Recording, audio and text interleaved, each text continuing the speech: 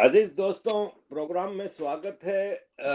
Window के दूसरी तरफ आप जिस शख्सियत को देख रहे हैं वो आप एक अरसे से मुझे कह रहे हैं कि ताहिर भाई को आप भूल गए हैं, ताहिर भाई को बुलाते नहीं।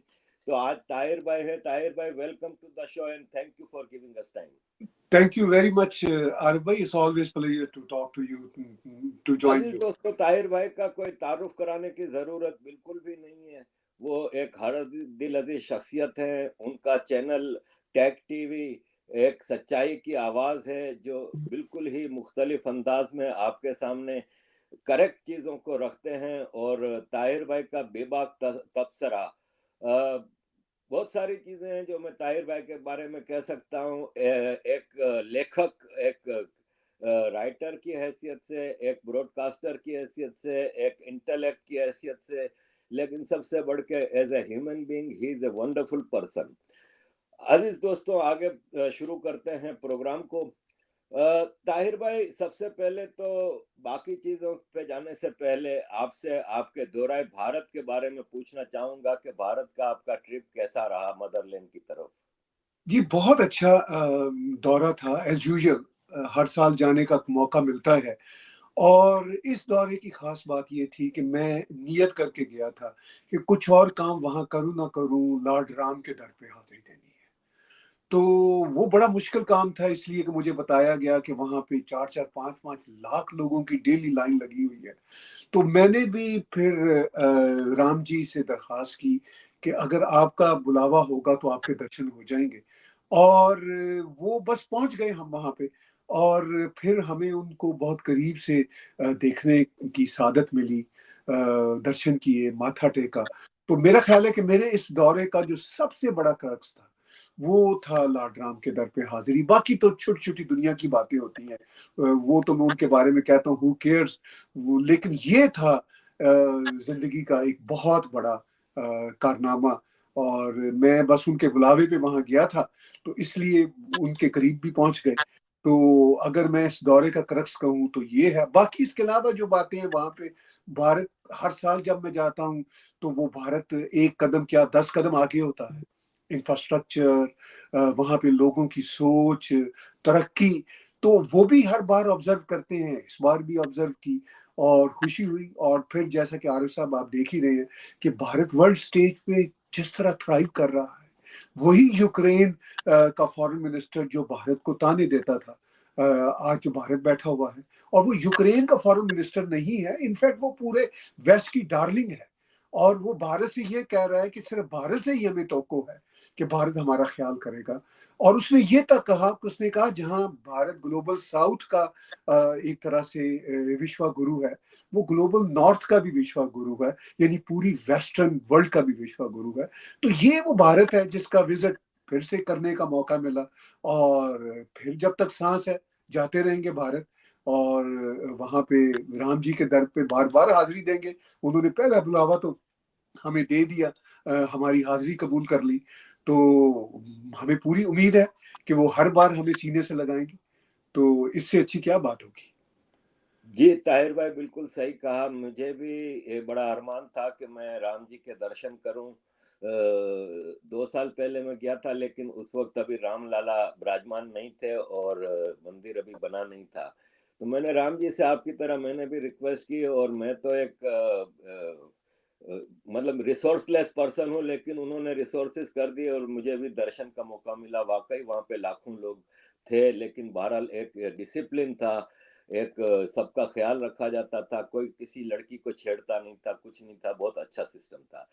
ताहिर भाई, मुद्दे की तरफ आते हैं। सबसे पहले तो ये बताइए कि ये जो आजकल पाकिस्तान में ये हो रहा है कि तालिबान सब कुछ कर रहा है, तालिबान से रॉ करवा रही है, बलूचिस्तान को रॉ चला रही है, ये सब चीजें हैं। तो सवाल यहाँ पे ये पैदा होता है कि इसी तालिबान के 14 अगस्त 2021 में टेक ओवर ऑफ अफगानिस्तान के मौके पे तो पाकिस्तान में मिठाइयाँ बांटी गई थी। पाकिस्तान के आईएसआई चीफ तो अफगानिस्तान जाके बैठे थे। तो आज ऐसा क्या हो गया है कि वही तालिबान पाकिस्तान के दुश्मन बन गए? देखिए, तालिबान इनफैक्ट पाकिस्तान के कभी भी दोस्त नहीं थे। वो तो पाकिस्तान से ऑक्सीजन लेते थे, लेकिन पाकिस्तान इवन तालिबान को ह्यूमिलिएट करता था जब तालिबान को पाकिस्तान की राहदारी की जरूरत होती थी।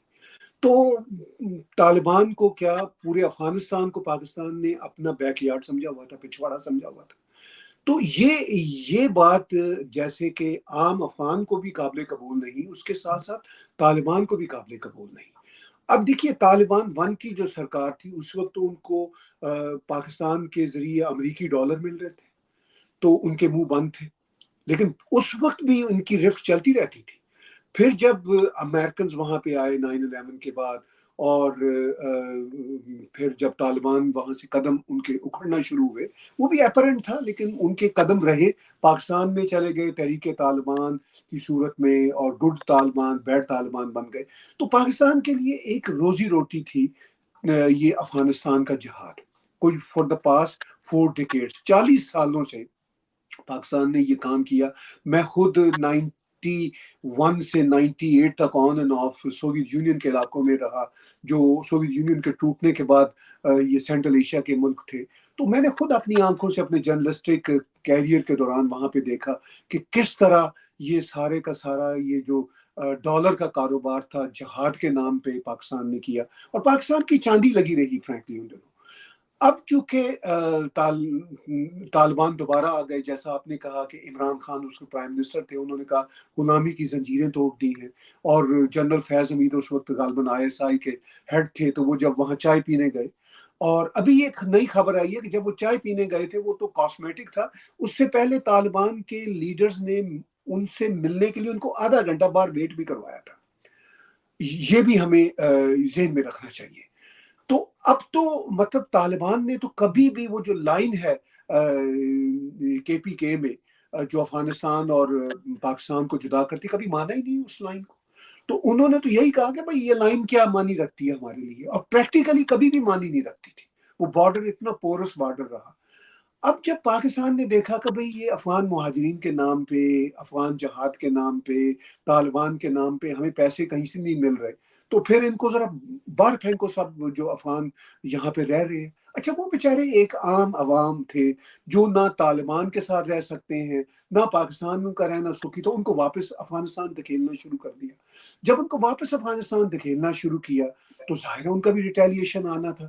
اور پھر پاکستان نے ٹریڈ پہ جو افغانستان کے ہے وہ بھی مسائل کھڑے کیے، اور پھر طالبان نے کہا کہ اچھا آپ کو ہم لیسن دیتے ہیں. اچھا یہ لیسن کو نیا نہیں لے رہے، طریقے طالبان پاکستان تو مشرف کے زمانے سے لے کے اب تک. آپ وہ اسکول کا، پشاور اسکول کا واقعہ یاد کیجئے، بڑے بڑے اٹیک پاکستان کی فوجی تنصیبات پہ کیے. یہ کوئی آج کی بات نہیں ہے، یہ کوئی طالبان 2 کی بات نہیں ہے، یہ تو تب کی بات ہے جب طالبان کو اکھاڑ دیا تھا امریکہ نے، لیکن پھر بھی وہ اتنے بڑے بڑے خوفناک حملے کرتے رہے. تو اب طالبان اور پاکستان آرمی اللہ ایک دوسرے کے خلاف جنگ کے میدان میں آ چکے ہیں، اور یہ پاکستان کے لیے سب سے خطرناک جنگ ہے. آپ دیکھیے اسی جنگ کے تناظر میں اب چینیوں پہ حملے ہو رہے ہیں. اب آپ نے جو ذکر کیا کہ پاکستان یہ کہہ رہا ہے کہ جی یہ سب کچھ انڈیا کروا رہا ہے. اچھا اگر یہ انڈیا کروا بھی رہا ہے تو پاکستان کی وہ جو نمبر 1 آرمی ہے اور جو دنیا کی نمبر 1 انٹیلیجنس ایجنسی ہے، وہ پھر کس کام کی ہے؟ اس کا مطلب یہ ہے کہ وہ اتنی نالائق ہے کہ وہ پاکستانی عوام کے اربوں ڈالر کھا گئے، اور انہوں نے وہ اس قابل نہیں ہے کہ انڈیا تو بہرحال دوسرا ملک ہے نا، انڈیا کی سازش جس کو وہ کہتے ہیں، اگر وہ انڈیا کی چھوٹی موٹی سازش کو کنٹرول نہیں کر سکتے تو اس کا مطلب یہ ہے کہ پھر they deserve what they are facing. تو یہ سب اصل میں ان کے اپنے کہنے کی بات ہے. میں تو عارف بھائی شاکڈ ہو گیا کہ کل میں ٹیلی ویژن پہ یوٹیوب پہ اتفاق سے نجم سیٹھی کی بات سن رہا تھا. اب نجم سیٹھی جیسے لبرل جو ہیں وہاں کے صحافی یا دانشور، وہ پاکستان کے ایک امپورٹنٹ ہیں، میں ان کی عزت بھی کرتا ہوں، لیکن وہ بھی یہی راگ لاپ رہے ہیں کہ سارا یہ انڈیا کی پلاننگ ہے، جو بلوچ کر رہے ہیں، جو سب کچھ کر رہے ہیں. اپنے گریبان میں نہیں کوئی جھانک رہا پاکستان میں. انفیکٹ جو بویا تھا وہ کاٹ رہے ہیں. آپ کو یاد ہوگا ہلری کلنٹن نے بہت سال پہلے کہا تھا کہ جو سانپ آپ پال رہے ہیں یہ سانپ آپ کو ڈسیں گے. اچھا یہ بات کوئی نہیں کر رہا. یعنی اگر پاکستان کا ایک عام جو ہوتا ہے وہ عمران ریاض خان جیسا جو سطحی جرنلسٹ ہے، اس سے لے کے اگر نجم سیٹھی صاحب جیسے جو اعلیٰ پائے کے جرنلسٹ ہیں، وہ سب ایک ہی سوچ رکھتے ہیں، اور یہ سوچنے پہ ان کی کوئی صلاحیت نہیں رہی کہ بھئی جو ہم نے بویا ہے وہ کاٹ رہے ہیں، جو ہم نے پالا تھا، جن کو جو ہلری کلنٹن نے کہا تھا، وہ آج ہمیں درپیش ہے۔ تو اگر انڈیا اس میں مطلب کوئی کر رہا ہے، دیکھیے میرے بلوچ جو دوست ہیں وہ تو کہتے ہیں کہ یار ہمیں تو انڈیا سے بڑا افسوس ہے، انڈیا ہماری مدد نہیں کر رہا، ہم تو چاہتے ہیں کہ انڈیا ہماری مدد کرے۔ مطلب وہ تو اعلان بنگالیوں کی طرح کہہ رہے ہیں۔ جب شیخ مجیب الرحمان گئے تھے مس اندرا گاندھی کے پاس، انہوں نے ہاتھ باندھا تھا کہ آپ ہماری کیا بھارت تب مدد کریں گے جب پاکستان ہمیں پورے کا پورا کاٹ ڈالے گا۔ تو یہی بیچارے بلوچ کہہ رہے ہیں، لیکن چونکہ بلوچ تھوڑی تعداد میں ہے تو، اور پھر بھارت تو چونکہ انٹرنیشنل سٹیک ہولڈر ہے، تو بھارت آئی ڈاؤٹ کہ کوئی ان کی مدد بھی کرتا ہوگا، کیونکہ اگر مدد کرتا ہوتا تو بلوچ گلا تو نہ کر رہے ہوتے نا۔ اچھا، وہ جو طالبان والے لوگ ہیں وہ بھی مطلب وہ تو انٹرنیشنل پلیئرز کے ساتھ ہیں، اگر کوئی ان کی مدد کر رہا ہے تو وہ سب سے زیادہ تو فرینکلی امریکہ کے ہی چانسز ہیں، جنہوں نے آئیسس کو ری لوکیٹ کیا ہے۔ آپ کا کیا خیال ہے کہ امریکہ اگر وہاں سے نکل گیا ہے تو ان کے دوحہ کے ذریعے اچھے تعلقات ابھی تک طالبان سے نہیں ہیں؟ آف کورس ان کے ہیں۔ وہ کیا پسند کریں گے کہ چینی ایمبیسی کھلے افغانستان میں، جو آلموسٹ کھل چکی ہے؟ تو یہ تو امریکن ایشوز ہیں۔ تو یہ امریکہ جو ہے اس کو کاؤنٹر کرے۔ اچھا، پاکستان اب یہ چاہتا ہے کہ ہم امریکہ کی گود میں دوبارہ چلے جائیں، امریکہ ٹھیک سے گود میں نہیں لے رہا۔ تو پاکستان ایک اپنے بھمبل بھوسے میں ہے، اور اس کو نہ کبھی اپنی ریالٹی سمجھ آئی ہے، نہ کبھی انٹرنیشنل ریالٹی سمجھ آئی ہے۔ اور وہی ایک جو وہاں کے سطحی صحافی ہیں، اس سے لے کے ہائی اینڈ صحافی جو ہیں، وہ پھر الزام تراشیاں لگا کے خوش ہو جاتے ہیں۔ تو میں یہ کہتا ہوں کہ اگر یہ سارے کا سارا سماج ہی اتنی غلط سپیکولیشن پہ کھڑا ہے تو پھر اس سماج کا برباد ہونا طے ہے، اور وہ آلریڈی برباد ہو چکا ہے اور فردل ہو رہا ہے۔ طاہر بھائی بالکل صحیح کہا، لیکن کیا یہ ہم پاکستانیوں کی ناشکری پن نہیں ہے کہ ہماری آرمی بیچاری کرکٹ ٹیم کو ٹریننگ دے رہی ہے، ایگریکلچر کر رہی ہے، بزنس کر رہی ہے، پیٹرول کی اسمگلنگ کر رہی ہے، کراچی کا پانی چلا رہی ہے، شادی ہال چلا رہی ہے، اب اور کیا کیا کرے بیچاری۔ بہرحال سوال یہ ہے کہ in case there is a war between Afghanistan and Pakistan, India کا تو میں نام ہی نہیں لوں گا کہ اب کوئی مقابلہ رہا نہیں ہے، انڈیا اور پاکستان کا مقابلہ ایسا ہی ہے جیسے کرکٹ میں آئرلینڈ کا مقابلہ آسٹریلیا سے ہے۔ تو آپ سمجھتے ہیں کہ افغانستان جیسے ملک سے بھی پاکستان لڑ سکے گا؟ کہ افغانستان کے طالبان جب سے بنی ہے 92 میں، تب سے 32 سال سے مسلسل جنگ کر رہی ہے، ان کی لائف اسٹائل بھی کوئی اتنا زیادہ لیوش نہیں ہے، غاروں میں رہتے ہیں، زمین پہ بیٹھ کے کھانا کھاتے ہیں، روٹی پیاز کے ساتھ گزارا کر لیتے ہیں، تو کیا پاکستان ایسے طالبان یا افغانستان سے مقابلہ کر پائے گا اگر جنگ ہوتی ہے تو؟ دیکھیے ایک طرح سے پراکسی جنگ تو ہو رہی ہے، اور جو مطلب ریئل جنگ ہے، جو ریئل وارفیئر ہے، وہ پاکستان افورڈ نہیں کرتا۔ آپ نے درست کہا کہ مطلب اور خود وہ طالبان بھی کہہ رہے ہیں کہ اگر ہم نے روسیوں کو مار بگایا، امریکہ اپنا ساز و سامان چھوڑ کے بھاگ نکلا، تو پاکستان کتنی جنگ لڑ سکتا ہے؟ امریکہ نے کیا کیا ڈرٹی بامبنگ نہیں کی وہاں پہ، کارپیٹ بامبنگ کی، اپنے سارے ان کے وہاں پہ جو ایئر بیسز تھے افغانستان کے اندر بھی تھے اور پاکستان کی طرف سے بھی امریکیوں کو پوری فل سپورٹ حاصل تھی۔ اب دیکھیے نا، اس وقت جو افغان یا طالبان چلیے کہہ لیجیے، جو طالبان آرمی ہے، شاید ان کے پاس ایئر فورس کی کیپیسٹی نہیں ہے، لیکن امریکن کے پاس تو بہت کیپیسٹی تھی نا، پاکستان سے بھی زیادہ تھی۔ اگر وہ ان کو، اس وقت ان کی سرکار بھی نہیں تھی طالبان کی، جب اشرف غنی اور اس سے پہلے حامد کرزئی تھے سرکاروں میں، تب بھی طالبان نے ان کا جینا حرام کیے رکھا۔ تو اب تو طالبان وہاں پہ ڈائریکٹ قابض ہے، اور وہ طالبان نہیں ہے، وہ اب طالبان 2 ہے، جو مطلب امریکہ کے ساتھ نیگوشیٹ بھی کرتے رہتے ہیں دوحہ میں بیٹھ کے۔ تو پاکستان کسی صورت بھی ان کا مقابلہ نہیں کر سکے گا۔ مجھے تو یوں لگتا ہے کہ چائنا بھی پاکستان سے مایوس ہو کے اس نے ڈائریکٹلی افغانستان میں اپنی کھول لی ایمبیسی نما جو ان کا آفس کھلا ہے. لیکن چائنا بھی تو اتنا زیادہ اپسیٹ ہے پاکستان سے کہ چائنیز جو پاکستان میں رہ رہے ہیں مسلسل ان پہ حملے ہو رہے ہیں. اور مجھے کوئی شوق نہیں ہوگا کہ اگر یہ مجھے پتا چلے کہ اس میں پاکستان بھی انوالو ہے، کیونکہ پاکستان بھی تو نہیں چاہتا کہ چائنیز یہاں پہ جمے رہے، کیونکہ ان کے پیسے نہیں دے سکتا پاکستان. تو پاکستانی یہی چاہے گا کہ چائنیز بھی یہاں سے بھاگے، اور بے شک ہمیں اگر خود بھی مدد دینا پڑے اور الزام ٹی ٹی پی پہ لگ جائے یا بلوچ لبریشن پہ بھی لگ جائے، اور ہو سکتا ہے وہ ان سے بھی رابطہ کر لے کہ یار اس میں تو ہمارے ساتھ کھڑے ہو جاؤ. اچھا وہ یہ بڑی کمپلیکس گیم ہے. ایک طرف تو وہ چائنا کے ساتھ یہ ہے کہ جی ہمیں آپ کی مدد چاہیے. چائنا کہتا ہے مدد تو ملے گی نہیں جب تک ہمارے پروجیکٹ مکمل نہیں ہوں گے. وہ سارا گھاٹے کا سودا ہوا، چائنیز کے پیسے بھی ڈوبے.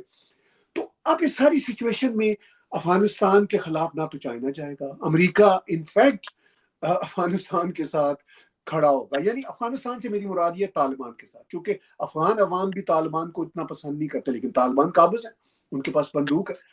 تو اس ساری سچویشن میں جو اگر میں کنکلوڈ کروں آپ کی اصل بات کو، اصل سوال کو، کہ کیا پاکستان لڑ پائے گا؟ بالکل نہیں لڑ پائے. پاکستان صرف اور صرف اپنے ملک کے اندر لڑ سکتا ہے، اپنی ہی پولیٹیکل پارٹیوں کو بند کر سکتا ہے، مینوورنگ کر سکتا ہے. باہر کی کوئی جنگ تو پاکستان کبھی نہ جیتی ہے نہ جیت سکے گا. طاہر بھائی، بھارت پاکستان کی طرف آتے ہیں کہ ابھی پاکستان کے منسٹر اسحاق ڈار صاحب نے کہا کہ ہمارے بزنس مین ہم پہ پریشر ڈال رہے ہیں کہ بھارت سے تعلقات، تجارتی تعلقات بہتر کیے جائیں اور کاروبار شروع کیا جائے. اور آج پاکستان کی فورن منسٹری نے کہا ہے کہ ہم اسحاق ڈار صاحب کے اس بیان کو دیکھ رہے ہیں اور ہم دیکھتے ہیں کہ ہمیں بھارت سے تعلقات شروع کرنے چاہیے کہ نہیں، ہم پالیسی بنا رہے ہیں. تو کیا یہ ون سائیڈڈ افیئر ہے کہ بھارت ویٹ کر رہا ہے کہ پاکستان کب ہم سے کاروبار شروع کرے؟ پاکستان تو ایسا شو کر رہا ہے جیسے بھارت انتظار کر رہا ہے کہ کب پاکستان ہم سے تعلقات شروع کرے. تو آپ دیکھتے ہیں کہ کوئی تعلقات شروع ہونے کا چانس ہے؟ اور اگر ہوتے ہیں تو اس میں بھارت کا کتنا فائدہ ہے اور پاکستان کا کتنا فائدہ ہے؟ دیکھیے پاکستان اپنی طرف سے پانی ٹیسٹ کر رہا ہے. یہ بات خود ہی یک طرفہ طور پہ اچھال رہا ہے کہ جی ہم بھارت کے ساتھ ہم ٹریڈ کھولنے والے ہیں. یہ ٹریڈ پاکستان نے خود بند کی تھی 5 اگست 2019 کے بھارت کے فرم ایکشن کے بعد. اور اس کے بعد ایک بار اعلان بھی کیا تھا اس وقت عمران خان کی سرکار میں ہم ٹریڈ کھولیں گے. بھارت نے تب بھی ہاں یا نہ میں کوئی جواب نہیں دیا تھا. بھارت کی طرف سے تب بھی خاموشی تھی، اب تو شدید خاموشی ہے. ابھی پاکستان کا میڈیا، یعنی پاکستان کا میڈیا تو آپ کو پتا پاکستان کی اسٹیبلشمنٹ کے اشاروں پہ چلتا ہے، وہاں سے بھی یہ بات اچھالی جا رہی ہے کہ کسی طرح سے بھارت کے اندر یہ بات پہنچے اور بھارت سے یہ بات آئے کہ نہیں، مطلب بھارت کو اس پہ بات کرے. آفیشلی عارف بھائی آپ نے دیکھا بھارت کی طرف سے کسی قسم کا کوئی رد عمل آفیشلی نہیں سامنے آیا. اچھا پاکستان کے میڈیا پہ بھی بات ہو رہی ہے، نجم سیٹھی بھی بات کر رہے ہیں، وہ سب یعنی ان کو سب کو یہ لائن دی ہے اسٹیبلشمنٹ، ذرا اس مسئلے کو چھالے، دیکھیں بھارت کی طرف سے کیا ریئیکشن آتا ہے، کیا رسپانس آتا ہے. اچھا وہ کوئی نہیں آیا. سو مچ سو کہ پھر اس نے کہہ دیا، اسحاق ڈار نے کہہ دیا کہ جی کریں گے. پھر پاکستان کے فارن آفس نے کہہ دیا اور الٹا ایک بیان دیا کہ جی ہم نہیں کریں گے ٹریڈ پھر سے، کیونکہ بھارت کی طرف سے کوئی جواب نہیں آیا کہ ہم نہیں کریں گے. اچھا پھر ایک اور مجھے شاکنگ بات لگی، پچھلے دنوں جیو ٹی وی پر سلیم صافی کے ایک شو میں ہمارے واقف کار ہیں اپنے ساجد تارڑ صاحب، تو انہوں نے ایک ایکسکلوسیو انٹرویو دیا. وہ بھی پچھلے دنوں بھارت گئے ہوئے تھے، تو وہ میرے لیے چونکانے والا انٹرویو تھا. تو اس میں ساجد تارڑ نے کہا کہ بھائی بات یہ ہے کہ بھارت میں میرے بہت سے لوگوں سے، گورنمنٹ کے اندر جو لوگ بیٹھے ہوئے ہیں ان سے باتیں ہوئی ہیں، وہ سب پاکستان کے ساتھ تجارت میں بڑے انٹرسٹڈ ہیں. تو آئی واز شاکڈ کہ ساجد تارڑ یہ بات کس بیس پہ کہہ رہے ہیں. پھر میں نے میجر گورو آریہ صاحب کا 2 دن پہلے شو کیا اور ان سے میں نے کنفرمیشن لی کہ سر آپ مجھے یہ بتائیے کہ بھارت کی طرف سے ہمیں کوئی آفیشیلی تو ایسی اسٹیٹمنٹ نہیں آ رہی. تو میجر صاحب نے واضح کیا کہ ایسی کوئی سوچ بھی نہیں ہے، موومنٹ تو دور کی بات ہے. انہوں نے کہا کہ اگر فرض کیجئے ساجد تارڑ سے کسی نے پرائیویٹلی بات کی، اگر وہ کوئی ڈپلومیٹ ہے یا وہ کوئی بیوروکریٹ ہے، تو ہی ول بی ان ٹربل، ہی اور شی ول بی ان ٹربل کہ یہ کیسے ہو سکتا ہے. تو پھر مجھے اندازہ ہوا کہ شہزاد طارق صاحب نے بھی جیو پہ وہ پاکستان کا جو مدعا ہے وہ پیش کیا تاکہ بھارت کو ہم ٹیسٹ کر سکیں. تو یہ سب بھارت کو ٹیسٹ کرنے کے لیے ہے. لیکن بھارت اس وقت جیسا آپ نے کہا ایک تو کمپیرزن کوئی نہیں ہے. There is no comparison between Pakistan and India. دوسرا بھارت کے ریڈار پہ نہیں ہے پاکستان. تیسرا ابھی بھارت میں الیکشن کا سمے ہے اور جب یہ الیکشن ہو بھی جائے گا جون میں نئی گورنمنٹ جو کہ زیادہ امکان ہے کہ پرائم منسٹر نریندر مودی جی ہی ری الیکٹ ہوں گے. تو جو بھی سرکار بہرحال ری الیکٹ ہوتی ہے اس کے بعد بھی میں آپ کو کہتا ہوں دعوے سے میرا جو بھارت کے جرنلسٹ ساتھی ہیں ان سے ایک مطلب ہم سب کا واسطہ تعلق رہتا ہے. تو میں نے ان سے بھی کنفرم کیا کوئی امکان نہیں ہے کہ بھارت اس پہ بات بھی کرے گا. ابھی ریسنٹلی جے شنکر جی نے 2-3 اوکیزنس پہ یہ کہہ بھی دیا انڈائریکٹلی کہ جب تک پاکستان کے مسائل ٹیررزم کے حوالے سے حل نہیں ہوتے کسی قسم کا کوئی ریلیشن شپ نہیں ہوگا. تو یہ پاکستان کی تو شدید خواہش ہے کہ بھی ہماری ریلیشنز بن جائیں. چونکہ یو اے ای کا بھی پریشر ہے, سعودی عرب کا بھی پریشر ہے کہ بھئی ہم تمہیں تبھی پیسے دیں گے جب تم انسان بنو گے, بندے کے پتر بنو گے, جب تم بھارت سے تعلقات ٹھیک کرو گے. مگر بھارت, مجھے یوں لگتا ہے کہ بھارت یہ چاہتا ہے کہ پاکستان کی ایشورنس آئے تھرو یو اے ای کہ یہ اب انسان بنیں گے, ٹیررزم والے کام نہیں کریں گے, جو وانٹڈ ٹیررسٹ ہیں پاکستان کے حوالے کریں گے. اور آپ کو پتہ ہے یہ کام پاکستان کرنے سے لگا. پھر ایک طرف اسحاق ڈار بیان دیتا ہے, دوسری طرف سے شہباز شریف نے ابھی کہا پاکستان میں ڈپلومیٹس کو بلا کے کہ جی ہم تو اپنے ہمسایوں کے ساتھ بہت اچھے تعلقات رکھنا چاہتے ہیں. یعنی پاکستان یہ کہہ رہا ہے مسلسل, لیکن بھارت کو یہ پتا ہے کہ ہمیں ہمیشہ پاکستان سے دھوکہ ملا ہے. امن کی آشا کے نام پہ دھوکے ملے, یہ پیس کے نام پہ دھوکے ملے, ٹریڈ ٹاک کے نام پہ دھوکے ملے. اب بھارت بہت فرم دیش ہے. بھارت دنیا کا تیسرا بڑا اسٹیک ہولڈر انٹرنیشنل سینز پہ. وہ پاکستان جیسے انوردی اور جس پہ ٹرسٹ ہی نہیں کیا جا سکتا, آئی ڈاؤٹ کہ وہ پاکستان جیسے اس طرح کے ملک پہ کسی قسم کا وہ ذرا سا بھی اعتبار کریں گے. چاہے بیچ میں باتیں کرنے والے وہ جو بولتے ہیں نا, وہ میں بھول گیا اصطلاح جس کو چولیے بولتے تھے, وہ بیچ میں جو بھی میڈیٹر چلیے کہہ لیجیے اچھے لفظوں میں, وہ جو مرضی بولتے پھریں کرتے پھریں. India is not going to have good relation with Pakistan until unless India gets international assurance regarding Pakistan's concerns.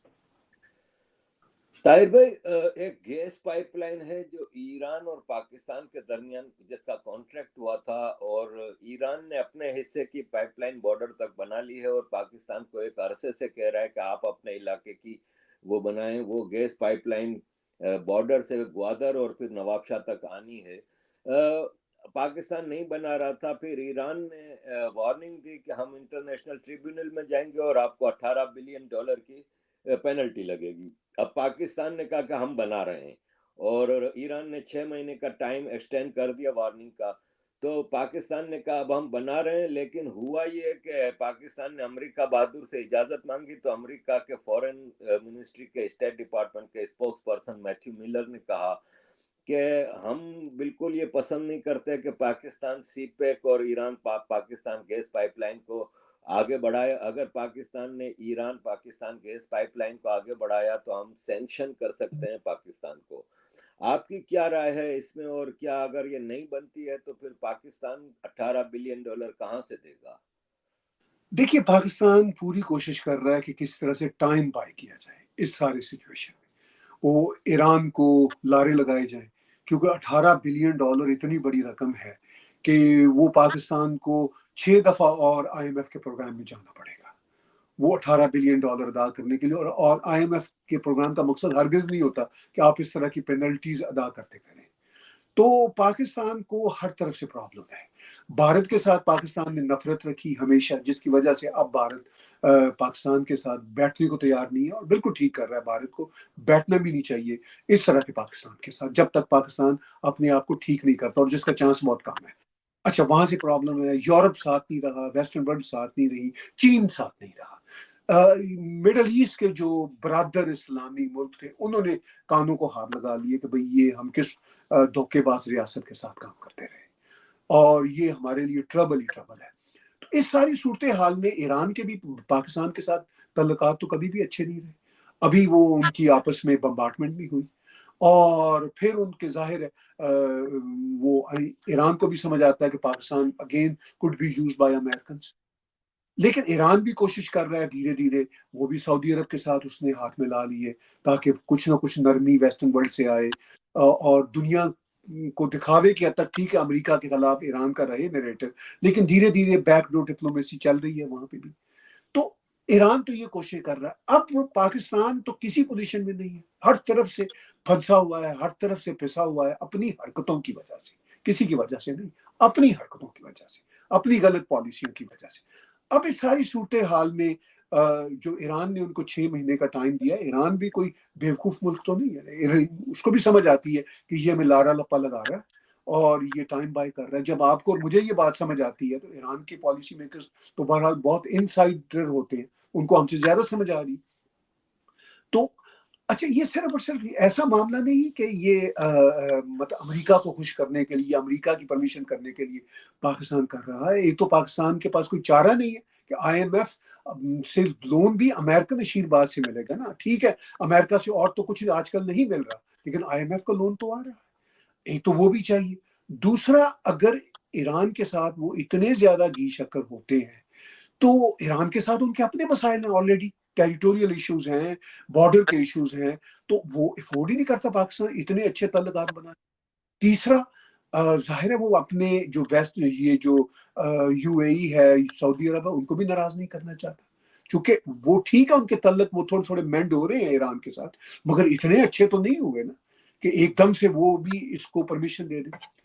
تو پاکستان آئی ڈاؤٹ کہ اس کے پاس اتنے پیسے بھی ہیں کہ وہ اپنی پائپ لائن بھی بنا لے اپنے حصے کی. فرینکلی یہ بھی ایک بہت بڑا فیکٹر ہے کہ وہ پائپ لائن بنانا بھی اس کے لیے ممکن نہیں ہے. تو یہ پیورلی لارا لپا ہے پاکستان کا ایران کے لیے, اور ایران کو اس بات کا پتہ ہے. اور الٹیمیٹلی ایران نے جو 6 مہینے کا نوٹس دیا ہے, وہ 6 مہینے تو آنکھ جھپکتے گزر جانے ہیں, اور اس کے بعد پاکستان کی جو 200 پرابلمز آلریڈی ہیں اس میں سے ایک اور بڑی پرابلم کا اضافہ ہو جائے گا جب ایران انٹرنیشنل کورٹ میں جائے گا اور $18 بلین پاکستان سے مانگے گا. تو Pakistan is looking for trouble in each and every step. Tahir بھائی, اب 2 سوال میرے پاس ہیں آخری, مجھے پتا ہے آپ نے کہیں جانا ہے تو میں بس یہ وائنڈ اپ کرتا ہوں. 2 سوال ہیں.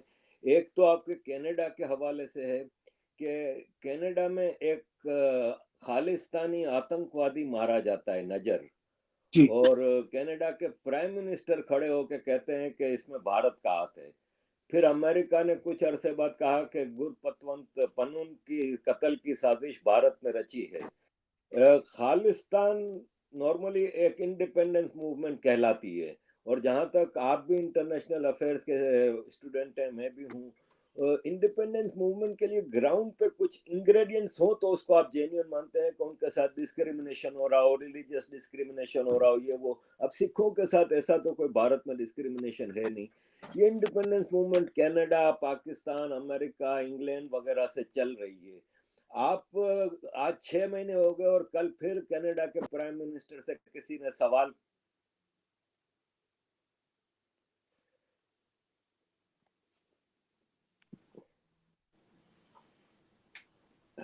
جی, تو کل پھر کینیڈا کے پرائم منسٹر سے کسی نے سوال کیا کہ کیا آپ کا خیال ہے کہ وہ نجر والے معاملے پہ آج 6 مہینے ہو گئے کوئی ڈیولپمنٹ نہیں. تو انہوں نے وہی گھسا پٹا اپنا بیان شروع کر دیا کہ بھارت انوالوڈ ہے یہ وہ, لیکن اب تک کوئی پروف نہیں دے سکے. آپ اس خالستانی موومنٹ کو کینیڈا میں رہتے ہیں جہاں پہ سب سے زیادہ ایکٹیو ہے, کس طرح سے دیکھتے ہیں؟ دیکھیے بات یہ ہے کہ یہ جو پرائم منسٹر جسٹن ٹروڈو کے ایلیگیشن ہیں, جو امریکہ کا ہے مسئلہ, یہ تو خیر گورنمنٹ ٹو گورنمنٹ لیول کے ایشوز ہیں جو کینیڈا بھارت کی سرکار, امریکہ بھارت کی سرکاریں اس کو اپنے طور پر دیکھ رہی ہیں, اور اس پر کئی بیانات آ چکے ہیں. لیکن جو آپ کا بنیادی سوال ہے کہ جو خالستان کی موومنٹ ہے کینیڈا میں, خاص طور پر اس کا بہت مومنٹم ہے, آپ کے انگلینڈ میں بہت بڑا مومنٹم ہے, اور اس کے ساتھ ساتھ امریکہ میں, آسٹریلیا میں اس پہ بہت بات ہوتی ہے. تو اس کی کیا ہے کینیڈا کے کانٹیکس میں, کیا اس کی گراؤنڈ ریالٹی ہے؟ دیکھیے کینیڈا میں جہاں تک سکھ برادری کا تعلق ہے وہ بہت بڑی سکھ برادری ہے، اور میرے بہت دوستانے ہیں پنجابی ہونے کے ناط اپنے سکھ بہن بھائیوں کے ساتھ۔ سکھ بہن بھائیوں کی اکثریت کا خالصتانی موومنٹ کے ساتھ کوئی تعلق نہیں۔ اچھا، جن کا ہے اگر وہ چند ہزار یا 1 لاکھ، اگر جو بھی نمبر ان کے بنتے ہیں، تو وہ کینیڈین ہیں، تو میری رائے میں وہ کینیڈا میں بیٹھ کے یہ بات کر سکتے ہیں، ان کو یہ بات کرنے کا حق ہے۔ اور لیکن سوال یہ ہے کہ ان کو یا کسی بھی گروپ کو اس بات کا حق نہیں ہے کہ وہ گلوریفیکیشن آف ٹیررزم کرے۔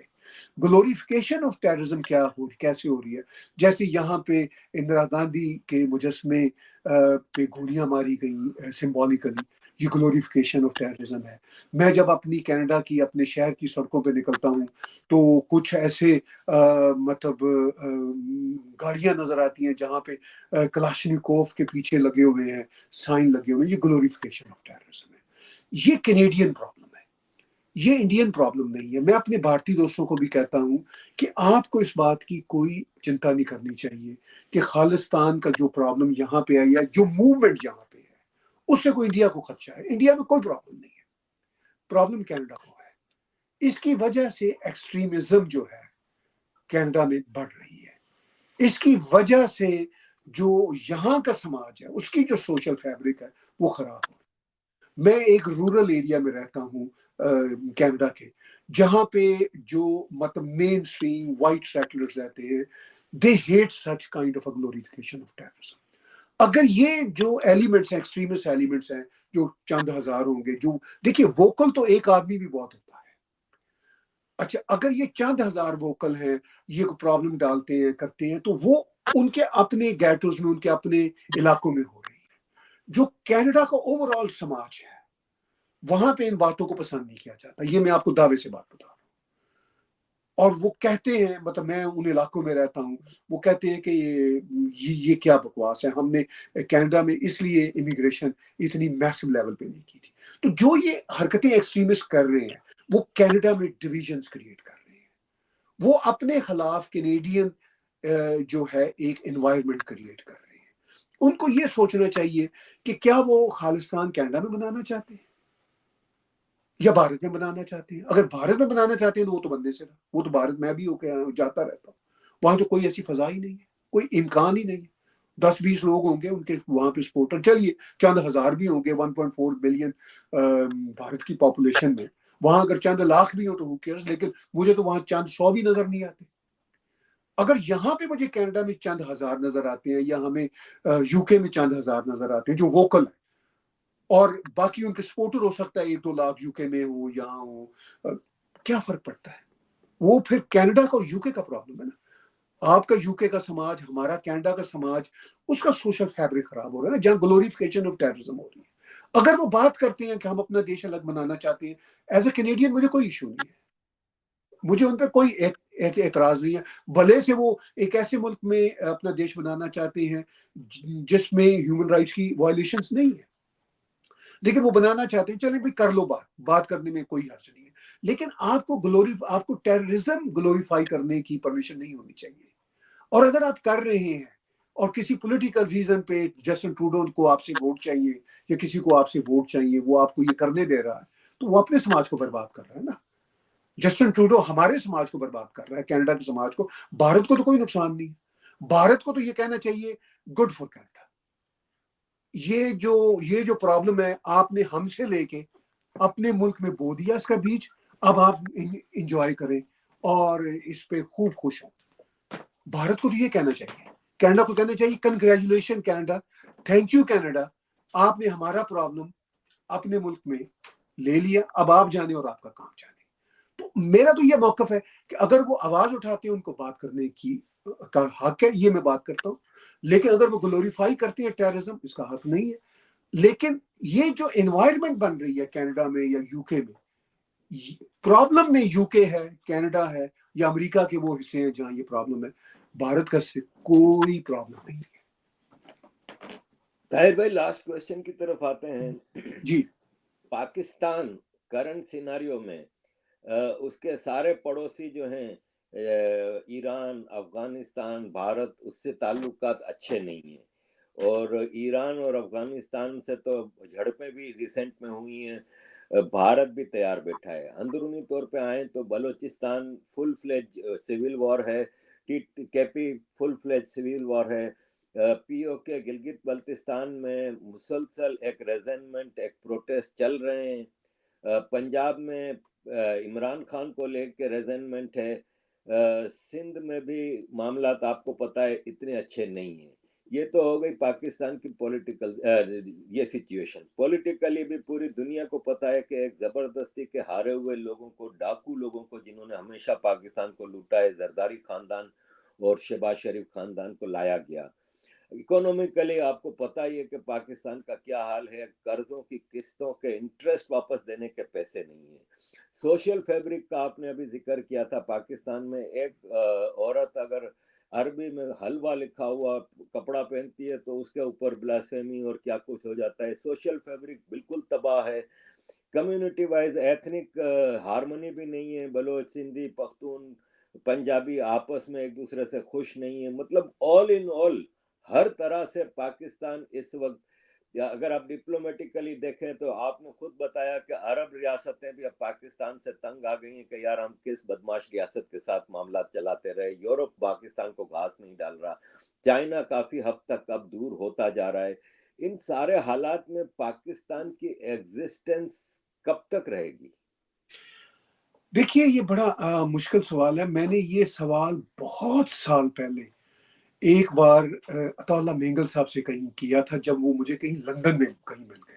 تو ایز اے جرنلسٹ میں نے ان سے جاننا چاہا. میں نے کہا سر یہ پاکستان اس وقت بھی، یعنی آج سے 25-30 سال پہلے بھی 19-20 کے فرق کے ساتھ اتنے ہی برے حالات تھے، اب ذرا زیادہ برے حالات ہو گئے.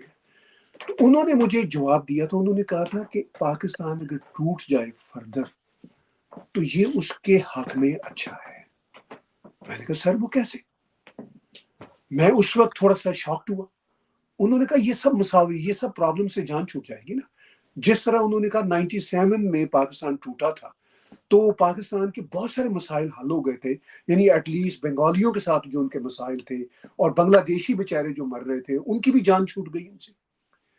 انہوں نے کہا کہ اگر یہ پاکستان، یہ مجھے انہوں نے 25-26 سال پہلے کی بات کی تھی، انہوں نے کہا کہ اگر یہ ٹوٹ گیا تو اس کا مطلب ہے کہ جس کے ساتھ جو گلے ہیں وہ ختم ہو جائیں گے. سندھی اپنا کام کریں گے، پنجابی تو ظاہر ہے پنجابی پاکستان رہ جائے گا نا اس ساری صورتحال میں. پٹھان جو ہیں پشتون وہ اپنی آئیڈینٹی کی طرف، اپنی سویلائزیشن کی طرف واپس لوٹیں گے، اور جو مہاجر ہیں وہ توبہ کر چکے ہیں پہلے ہی، اور وہ تھوڑی اور توبہ کر لیں گے کہ بھئی ہم نے یہ کیا حرکت کی تھی. اچھا تو میں نے کہا سر پھر کیا ہوگا؟ کہنے کا لیکن بدقسمتی یہ ہے کہ پاکستان ٹوٹے گا نہیں، کیونکہ پاکستان کے مسائل کا حل اس کے ٹوٹنے میں ہے، اور پاکستان نے اتنا اپنے آپ کو بھنبل بھوسے میں ڈالا ہوا ہے کہ یہ ٹوٹے گا بھی نہیں، اور یعنی یہ اور مسائل کا شکار بنے گا.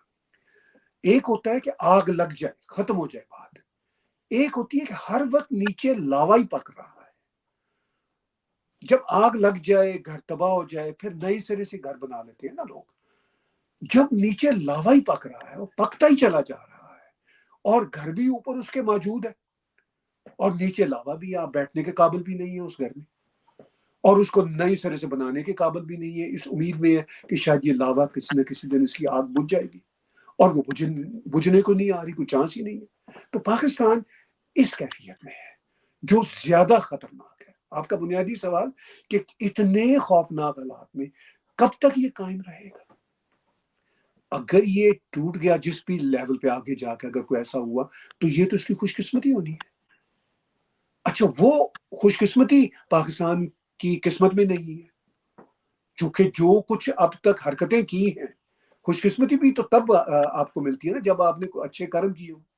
کرم اچھے ہی کوئی نہیں ہے، تو یہ خوش قسمتی بھی پاکستان کو ملتی مجھے آسانی سے نظر نہیں آ رہی. لگتا یہی ہے کہ یہ لاوا اور پکے گا اور پکے گا، کیونکہ پاکستان کو توڑنے کے لیے یا کسی بھی ملک کو توڑنے کے لیے جو پاورفل گروپس ہوتے ہیں نا وہ پاکستان میں موجود نہیں ہے. بنگلہ دیش جب بنا تھا اس وقت پاورفل گروپ تھا، مکتی بانی تھی، پاپولیشن والے لوگ تھے پیچھے. الٹیمیٹلی پھر بھارت کھڑا ہو گیا تو وہ ٹوٹ گیا. جغرافیکلی وہ ذرا پرے تھے.